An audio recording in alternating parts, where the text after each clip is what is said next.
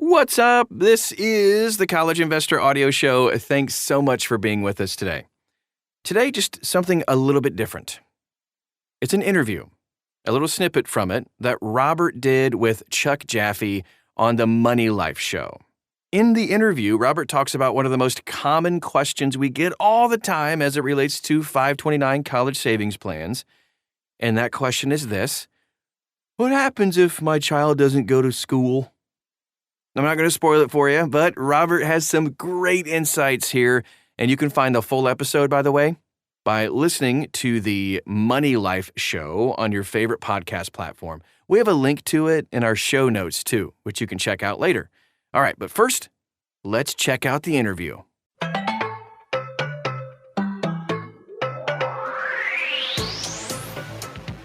Oh, you can ask questions.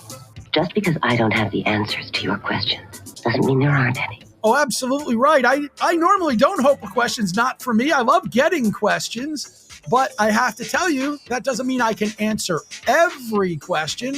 So sometimes here on Money Life, we need to bring in the right expert to get it done. And that is indeed what we are doing today. This is your questions answered. And of course, if you've got questions, I would love to get them. I'm sorry, but all questions must be submitted in writing. You do have to send it to me in writing, chuck@moneylifeshow.com. But if I can't answer it for you, I will bring in an expert. And today, well, my expert is Robert Farrington. He's the founder of The College Investor, which you can learn about at thecollegeinvestor.com. on X or Twitter at College Investin. So it's College Investing minus the G. So at College Investin. And yes, today's question is about college investing. Robert Farrington, thanks for bailing me out on a question I need some help with. Hey, I am so happy to be here. This is great. Well, let's have some fun. This question comes from Amy in San Diego, and she writes, "Hi, Chuck. For many of us parents who aren't sure if our kids will absolutely attend college, are there more flexible options than 529 accounts or perhaps other newer savings/financial accounts to consider? For example, my niece and nephew both opted for trade schools, which didn't end up qualifying under the 529 accounts my sister set up. So she's trying to figure out how best to use that money now that it's clear they won't be attending a 4-year college. For example, she'd love to use the money to help my niece start a hair salon or buy camera and lighting equipment for my nephew's businesses.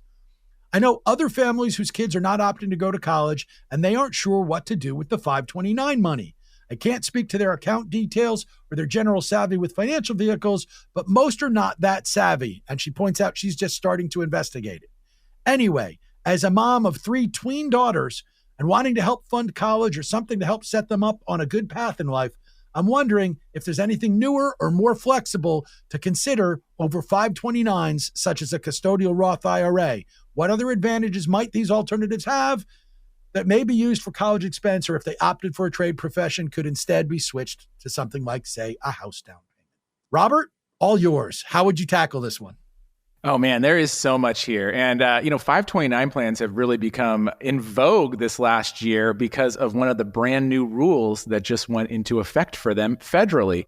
So you might have heard, and I'm sure the listeners have heard, especially those savvy investors, that you can now potentially, and I want to highlight this more than ever, potentially roll over a 529 plan to a Roth IRA. The problem with 529 plans, as Amy mentioned there, is that they are limited.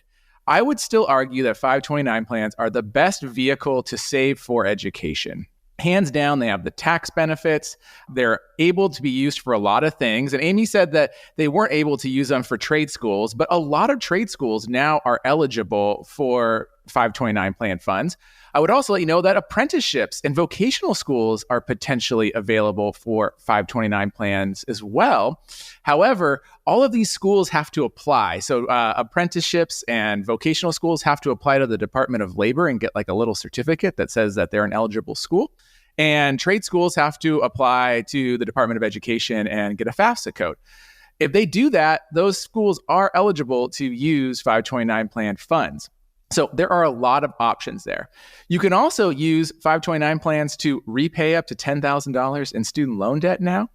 And you can also potentially roll over up to $35,000 of a 529 plan into a Roth IRA for the beneficiary. However, there's a lot of asterisks there. And the reason is that each state sets up their own rules for 529 plans. And so while there's a lot of federal rules that say you can do it, a lot of states are saying, we don't want you to do it.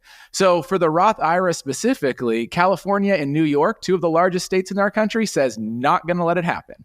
And that's a bummer for a lot of families that think this is something that they're eligible to do because there is this backup plan potentially. So for Amy, I would say if education is something that you want to save for, 529 plan is still the best thing. But if your kids don't use it, I always like to throw this out there to you as the best option, in my opinion, is that there is no time frame on when this money has to be used for education. And there's also not really a limit on who in your family has to use it. And so what I am getting at here is that maybe you're going to have grandchildren. Maybe you're going to have another niece and nephew. You could create this amazing education dynasty for your future family that can grow and grow and grow over the next 20 years. And now maybe your kids didn't use it, or maybe they go to grad school. But if they don't, if you have grandchildren, now you have suddenly funded your grandchildren's education potentially. And you can continue to change this beneficiary going forward. So one of the hacks I heard from a billionaire is he has set up over $10 million in 529 plans that he can now have for all of his family to go to college and use for future education, even if he doesn't know. So there's a lot of ways to use that 529 plan, even if you don't necessarily know what that is at this moment. A couple of things in there that I want to highlight and I want to pick your brain on. So, for example, since you noted that there's a bunch of trade schools that now will take 529 money, obviously, Amy's sister for her niece and nephew either didn't know that, didn't find the right ones. How much of that is a case of shop around? Like, I don't know how much it could be and whether it would have had to be, hey, if Amy's in California, yeah, the trade schools in California are not accepting it, so you couldn't do it, but you could have sent him to trade school in Colorado or something like that. Or is it going to be school by school so that, in other words, if you save this money and institution A tells you they don't take it, you go looking for institution B or C that can give you the same kind of education, but that will take your money? It's definitely a shop around thing. So I would tell you that every trade school is going to have different rules and requirements and whether they're accredited by the Federal Student Aid Commission or not. So you need to shop around. A lot of them that are connected to community colleges 100% qualify. But some of these standalone ones that it might be a private shop don't qualify. But I'll also say the hard part is some trade schools like pay your whole thing. So we have a lot of union trade schools here in Southern California where like the electricians union and the plumbers union will literally pay you to become a plumber or an electrician. There's no cost to you. So even then, you don't really have any expenses that you could use the 529 plan for. The other side of this kind of savings, because as much as I love the idea of setting it up for future generations, you know, Amy's got 3 tween daughters and she's got to get them through school, is that side that says, if your oldest isn't going to be able to use the money for whatever reason, well, you've still got the second one. If the second one can't use it, you've got the third one. And only when all 3 of them haven't used it that way would be when you have to then make other decisions. So is there a plan for you that would be like, how do you make this that it's fair? I'm saving for my 3 kids' education. You know, am I using any other vehicle to be the, hey, this is that fund that's paying college expenses, or that's maybe also going to be my retirement money if, you know, the 529 stuff works? How would you suggest people get around that? So I have 2 things. One is my suggestion that's personal, and 2, it's also from years of talking to families. My suggestion is that you give each child their own account and you make it even, as close to even as you can. Granted, your oldest might have more because they've saved longer, they might have gotten more gifts, so on and so forth. However, I also want everyone to know that a 529 plan is owned by an owner, which is usually the parent, and there is a beneficiary, which is usually the child, and you could change said beneficiary. And so I do know plenty of families that create one account and then designate one child the beneficiary and then just roll it to the next child and then roll it to the next child. This is a family and personal choice on how you want to handle money in your family. And so I personally think that giving each child their own account, so in Amy's case, they'd have 3, and then try to level those out. But I'm not you, and I know plenty of families that also have one big giant account and then just kind of dole it out over time. in all of this discussion, one of the things that was very popular here in Massachusetts when 529 plans started was basically what was considered a tuition purchase plan. The idea that rather than putting money in and having money grow, you could basically say, oh, if an education at UMass was going to cost you X $1,000, you could set that money aside right now, and you'd be guaranteed that no matter what tuition went to, et cetera, any school that was participating, you would have that much in tuition. If you bought 20% of tuition today, it'd be worth 20% of tuition tomorrow. But it limited you in where you could go. Given those limits, do you have a feeling about those plans at all? Like, are they only when a kid knows where they're going for you? I am not a fan of those. And I will say nationally, we're down to about, I want to say 6 left. They have been closing down, not allowing new families to join. A few of them have been embroiled in accounting scandals. So the plans are not necessarily the greatest. Florida prepaid is the biggest, and they're a very popular choice. Again, what you do is you're buying credits in today's dollars. And, let's say I buy 5 credits right now. And then when my kid goes to college in 10 years, I've already paid for 5 credits. Whatever the price of college is, I got that 5 credits in the bank. And so it could be a good deal. But the problem is, if you're not going to go to, say, a Florida school, now you're trying to change over to another school at a dollar amount. And guess what? That dollar amount is going to be what you paid for it, and it didn't grow. And so the problem is if you put $10,000 in a 529 plan, it might grow to $30,000 over the next 10 years. But if you put $10,000 into a prepaid account, they might give you back $11,000, $12,000. So your growth isn't there. It's a great deal if you go to a state school. But the problem, like Amy called out, we don't know what our kids are going to do. We don't know if they're going to go to college. We don't know if they're going to go to trade school. We don't know if they're going to start entrepreneurship. And so I don't like to box myself in. And so I really prefer a regular 529 plan because there are a lot of options.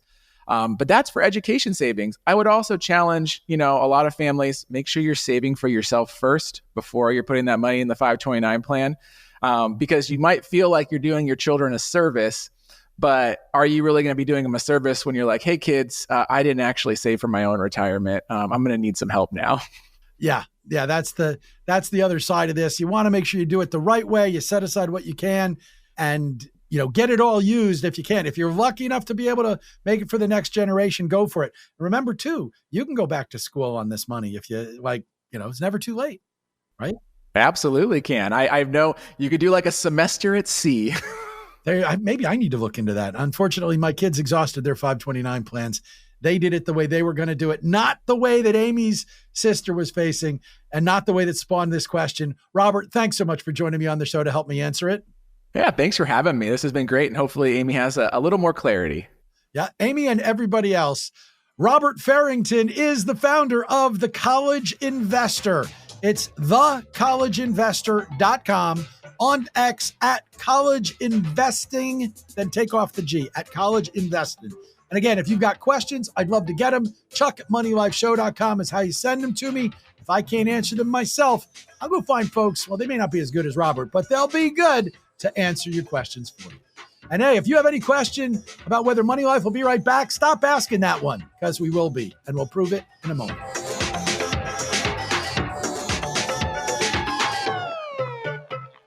And that is our show for today. Again, thanks for being with us. And also, if you want to take a look at the Money Life show, you can see the link right inside the show notes of this podcast. Go back in our archives. We have tons and tons of content for you, too, especially as it relates to 529 plans as well. You can expound on your knowledge. You can also search for The College Investor pretty much anywhere you are on social media. We are there, too. We'd love to get to know you better. Thanks again for stopping by today, and we'll talk to you again real soon.